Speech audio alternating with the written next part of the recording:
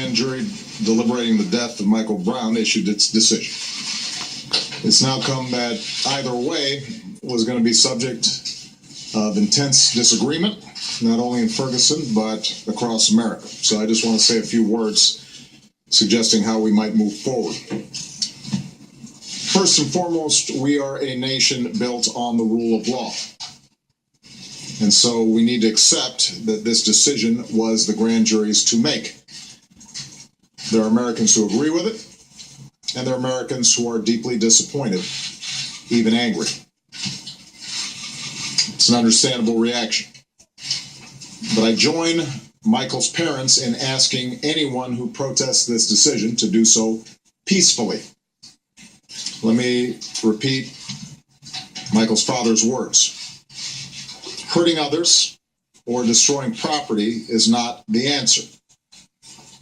No matter what the grand jury decides, I do not want my son's death to be in vain. I want it to lead to incredible change, positive change, change that makes the St. Louis region better for everyone. Now, Michael Brown's parents have lost more than anyone. We should be honoring their wishes. I also appeal to the law enforcement officials in Ferguson and the region to show care and restraint in managing peaceful protests that may occur. Understand, our police officers put their lives on the line for us every single day. They've got a tough job to do to maintain public safety and hold accountable those who break the law.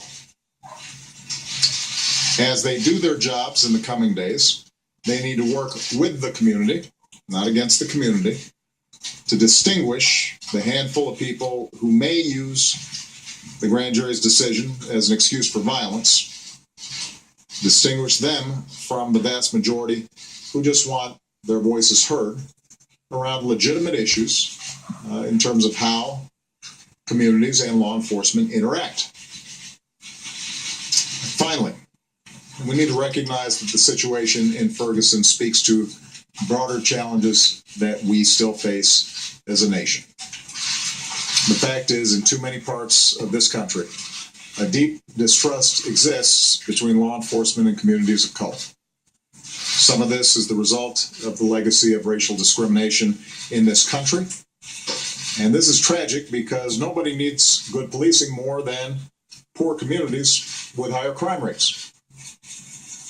The good news is we know there are things we can do to help. And I've instructed Attorney General Holder to work with cities across the country to help build better relations between communities and law enforcement. That means working with law enforcement officials to make sure their ranks are representative of the communities they serve. We know that makes a difference. It means working to train officials so that law enforcement conducts itself in a way that is fair to everybody. It means enlisting the community actively on what should be everybody's goal, and that is to prevent crime. And there are good people on all sides of this debate, as well as in both Republican and Democratic parties, that are interested not only in lifting up best practices, because we know that there are communities who've been able to deal with this in an effective way, but also who are interested in working with this administration and local and state officials to start tackling much needed criminal justice reform. So those should be the lessons that we draw from these tragic events. We need to recognize that this is not just an issue for Ferguson. This is an issue for America. We have made enormous progress in race relations over the course of the past several decades. I have witnessed that in my own life, and to deny that progress, I think, is to deny America's capacity for change. But what is also true is that there are still problems, and communities of color aren't just making these problems up. Separating that from this particular decision, there are issues in which the law too often feels as if it is being applied in a discriminatory fashion. I don't think that's the norm. I don't think that's true for the majority of communities or the vast majority of law enforcement officials, but these are real issues. And we have to lift them up and not deny them or try to tamp them down. What we need to do is to understand them and figure out how do we make more progress. And that can be done. That won't be done by throwing bottles. That won't be done by smashing car windows. That won't be done by using this as an excuse to vandalize property. And it certainly won't be done by hurting anybody.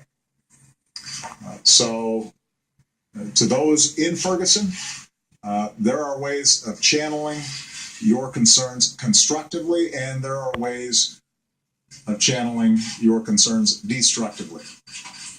Michael Brown's parents understand what it means to be constructive. The vast majority of peaceful protesters, they understand it as well. Those of you who are watching tonight understand that there's never an excuse for violence, particularly when there are a lot of people in goodwill out there who are willing to work on these issues. On the other hand, those who are only interested in focusing on the violence and just want the problem to go away need to recognize that we do have work to do here. And we shouldn't try to paper it over. Whenever we do that, the anger may momentarily subside, but over time it builds up, and America isn't everything that it could be. And I am confident that if we focus our attention on the problem and we look at what has happened in communities around the country effectively, then we can make progress not just in Ferguson, but in a lot of other cities and communities around the country. Okay? Mr. President, will you go to Ferguson when things settle down there? Well, yeah, let's take a look and see how things are going.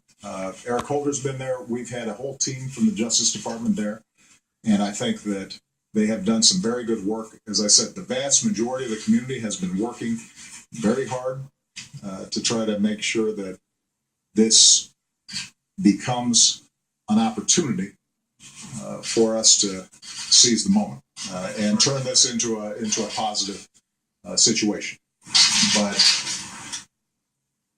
I think that we have to make sure that we focus at least as much attention on all those positive activities that are taking place as we do on a handful of folks who end up using this as an excuse to misbehave or to break the law or to engage in violence. I think that it's going to be very important, and I think the media is going to have a responsibility as well to make sure that we focus on Michael Brown's parents and the clergy and the community leaders and the civil rights leaders and the activists and law enforcement officials who have been working very hard to try to find better solutions, long-term solutions to this issue. There is inevitably going to be some negative reaction, and it'll make for good TV. But what we want to do is to make sure that we're also focusing on those who can offer the kind of real progress that we know is possible. That the vast majority of people in Ferguson, the St. Louis region, in Missouri, and around the country are looking for. And I want to be partners with those folks, and we need to lift up that kind of constructive dialogue that's taking place. All right? Does he no federal charges, Mr. President? Does he no federal charges? In an incredible scene